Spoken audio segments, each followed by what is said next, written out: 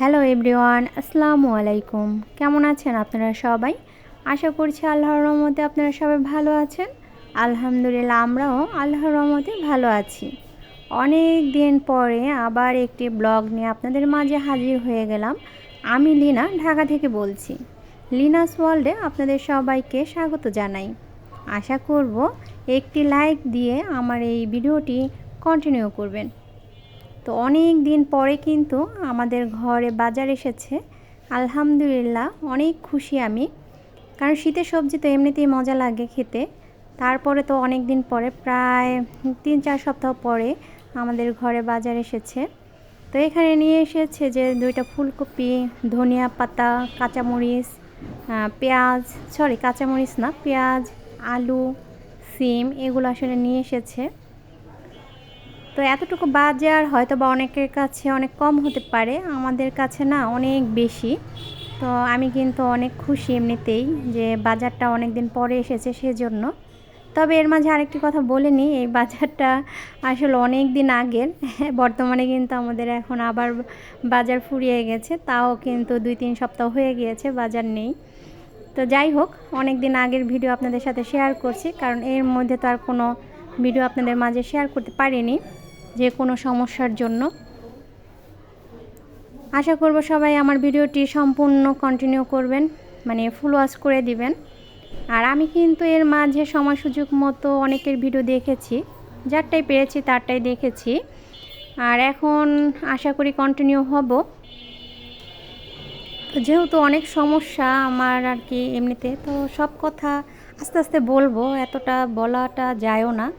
আর এখানে কিন্তু এই যে এখন আমি বাজারগুলো খুব খুশি মনে গুছিয়ে নিচ্ছি। আর এই যে ধনিয়া পাতাগুলো একটু আটিগুলো কেটে, মানে গোড়াগুলো কেটে তারপর রেখে দিব। আর ওইদিকে কিন্তু আমি পেঁয়াজ, আলু এগুলো কিন্তু গুছিয়ে নিয়েছি।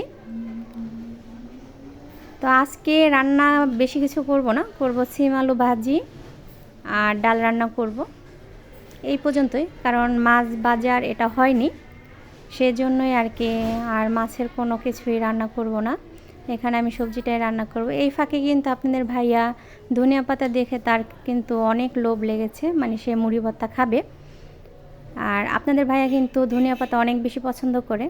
আমি তো পারলে এক আটি ধনিয়া পাতা এমনিতেই খাইয়ে দিই। আসলে মজা করলাম, এক আটি ধনিয়া পাতা খাওয়ানো তো আর সম্ভব না, তবে সে খেতে পারবে। মানে সবগুলো তরকারি বা ডালে যদি অনেক বেশি বেশি করে দিই সেটাও সে খেতে পারবে, এতটাই তার পছন্দের। তো এখানে কিন্তু এই যে আমি সবগুলো মানে অল্প পরিমাণে ধনিয়া পাতা নিয়েছি, এগুলো ধুয়ে ভালো মতন পরিষ্কার করে নিয়েছি। আর এখানে পেঁয়াজ নিয়েছি, কাঁচামরিচ নিয়েছি। তো এখন আমি ধনিয়া পাতাটা একটু কুচকুচ করে কেটে দিচ্ছি। এই যে দেখেন, আমি ধনিয়া পাতা, কাঁচামরিচ এবং পেঁয়াজটা কেটে দিয়েছি। এখন বলেছি তোমারটা তুমি একটু মাখিয়ে নাও, তবে সে রাজি ছিল না, সে বলছিল একটু তুমি মাখিয়ে দাও, আর না হয় তাহলে মানে তার কাছে নাকি মজা লাগে না, সেজন্য। তো আমি বললাম তুমি একটু মাখিয়ে খাও কষ্ট করে, মেয়েও আছে সাথে। তো আমি কিন্তু মুড়ি ভর্তা খাইনি, তারাই খেয়েছে।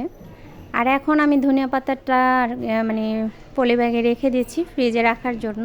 চেয়েছিলাম একবারে ডিপ ফ্রিজে রাখবো, তো সময় স্বল্পতার কারণে আর ডিপ ফ্রিজে রাখবো না, এখন আমি নর্মালি রেখে দিব। যদি সময় হয় অবশ্যই, যদি ধনিয়া পাতা শেষ না হয় তার আগে, তাহলে আমি আর কি ফ্রিজে সংরক্ষণ করব। এখন আমি ভাজির জন্য আর কি সিমটা কেটে নিচ্ছি। তবে রেগুলার যে আপনারা ভাজি করেন, আমি কিন্তু সেরকম কোনো ভাজি করব না, এটা একটু অন্য রকমের ভাজি করব, মানে হোটেল স্টাইলের। এটা সিঙ্গাড়াতে যেমন পুর দেয় ঠিক তেমনটাই। এটা কিন্তু আমার হাজব্যান্ডের অনেক বেশি পছন্দ, প্লাস আমার বোনের ছেলেও কিন্তু এর ফিদা হয়ে গিয়েছে, এতটাই মজা লাগে ওদের কাছে ভাজিটা। তো এখানে কিন্তু এই যে সিমগুলো কিউব করে কাটছি, মানে কেটে নিচ্ছি। কিউব বলতে এতটাও মোটা না, তো সেভাবে একটু কেটে নিচ্ছি। আর এই যে সিমগুলো কিন্তু আমি একটু কেটে তারপরে কিন্তু দেখে নিচ্ছি, সিমগুলো আমি দেখে নিচ্ছি যাতে ভিতরে কোনো রকম পোকা না থেকে যায়। কারণ আকাশের দিকে তাকিয়ে যদি সিমগুলো দেখি, অনেক সময় বোঝা যায় না যে ভিতরে পোকা আছে কি না, সেটা একটু প্রমাণ আপনাদেরকে দেখিয়ে দিচ্ছি। এই যে দেখেন, যে ভিতরে ভালো সিম অথচ ভিতরে কিন্তু এই যে পোকা আছে। তো আমি কিন্তু পোকা এমনিতে ভয় পাই, আপনাদেরকে তাও একটু দেখালাম ভয় ভীতি দূর করে। এখন আমি এই যে আলুগুলো কিউব করে নিব, আপনারা হয়তো বা দেখে বুঝতে পারছেন। এভাবে কারা কারা মানে সিম আলু ভাজি খেয়েছেন অবশ্যই আমাকে কমেন্টে জানাবেন। আর এই ভাজিটা খেতে কিন্তু অসম্ভব মজা লাগে, আপনারা কিন্তু বাসায় ট্রাই করতে পারেন। আসলে সত্যি মজা লাগে, সেজন্যই বললাম। যদি ভালো লাগে অবশ্যই ট্রাই করতে পারেন এবং খেয়ে আমাকে অবশ্যই জানাবেন যে কেমন লাগলো। আর যেহেতু অনেক দিন পরে আমি ভিডিও দিচ্ছি, জানি না কে কে এই ভিডিও দেখবেন বা কতটুকু মানুষের কাছে পৌঁছাবে সেটাও জানি না। যদি ভালো লাগে একটি লাইক দিবেন, আর একটি লাইকের কারণেই কিন্তু আমার এই ভিডিওটি অনেক মানুষের কাছে পৌঁছে যাবে এবং আগামীতে আমি আরেকটি ভিডিও করার অনুপ্রেরণা পাবো। তো অনেক দিন পরে যেহেতু ভিডিও করছি, মানে ভয়েস দিচ্ছি, একটু গলাটা কেমন যেন কেঁপে কেঁপে যাচ্ছে। আর এদিকে দেখেন ডালটার কি অবস্থা, মানে পরে কিন্তু পাতিলটা একদম নষ্ট হয়ে গিয়েছে। আর আমি মানে পাতিলটা একটু চেঞ্জ করে নিলাম।